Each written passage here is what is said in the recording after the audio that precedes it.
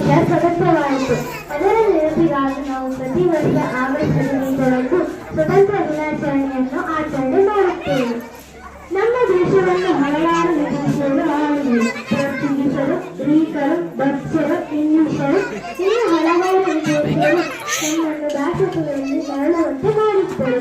ನಮ್ಮ ದೇಶಕ್ಕೆ ವ್ಯಾಪಾರಕ್ಕೆಂದು ಬಂದು ಇಲ್ಲಿಯ ನೆಲೆಯೂರಿ ನಮ್ಮನ್ನು ಒಡಗುಗೂಡಿಸಿ ತಮ್ಮ ಸಾಮ್ರಾಜ್ಯವನ್ನು ಸ್ಥಾಪಿಸಿದರು.